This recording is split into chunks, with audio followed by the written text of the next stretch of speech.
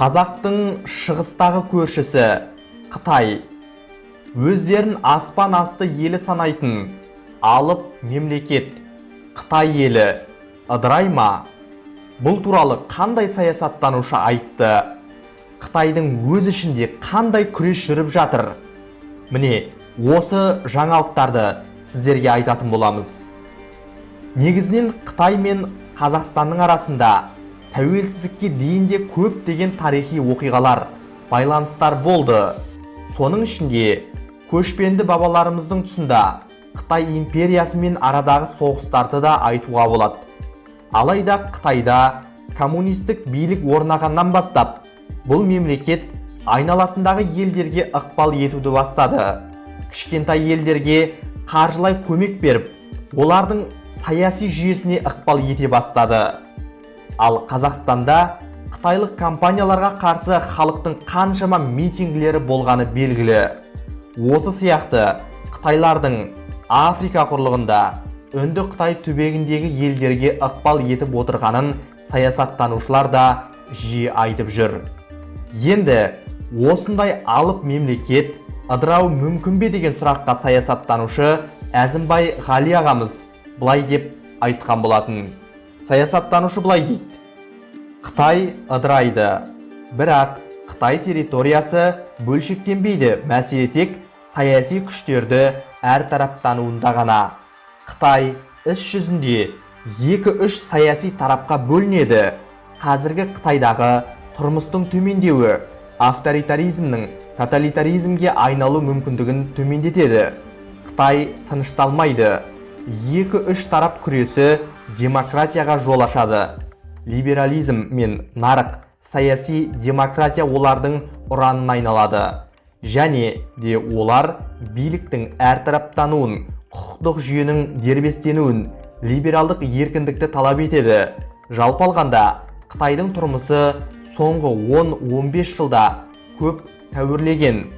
Саяси элита бір жағдайдан қауіптенеді. Халық көшеге шығып кетеді-ау деп. Қытайда маоизм қайта орнамайды. Сонымен бірге қазіргі Қытай билігі экономиканың қарқынды дамуына жағдай жасай алмайды. Енді Адырнада былай дейді: мен Қытай маман емеспін, бірақ бұрыннан Қытай іс жүзінде ыдырау жолына түсті деп жазып жүргенмін. КСРО-ның жолына Қытай мен Ресей түсті. Қытай мен Ресейдің халықтарының 1-2 ұқсас жері, олар тұрмыс стандартын көтеруді талап ететін болды. Екінші ұқсас ерекшелігі, Қытайда да, Ресейде де өлкелердің билікке наразылығы күшейіп келеді. Бірақ Қытай мен Ресей басшылары төл халқын басқыншылық идеялар мен санасын уландыруда. Сондай жолмен Крым наш ұраны кең қолдау тауып, Ресей Украинаның жартаралын тартып алды да, шығыс Украинада әскери бастады. Ал Қытай Тайваньды Қытайға қайтарамын деп Қытай ұлтшылдарын келеді. Егер де Қытай көршілеріне шабуыл жасаса, Ресей сияқты санкцияларға ұшырайды. Менің ойымша, Қытайдың да, Ресейдің де ыдырап демократиялық жолға түскені жақсы болар.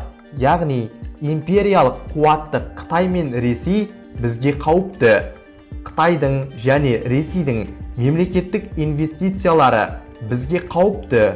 Ал батыс елдерінің жеке меншік инвестициялары бізге тиімді. Әрине, инвестициялардың тепе-теңдігі керек. Мәселен, Қытай үлесі 25%, Ресей үлесі 25%, батыс үлесі 25% болса, дұрыс болар еді. Тәжікстан қарызға батып, енді жерін беріп есептеседі деген әңгіме бар. Серікжан Біляштың Қытай қауіпі туралы талдау өте қисынды. Қытайдың дағдарысқа ену себебі коммунистік тоталитарлық жүйе. Тоталитарлық жүйе экономиканы дағдарысқа апарады. 10%-дан 6,15%-ға түсті.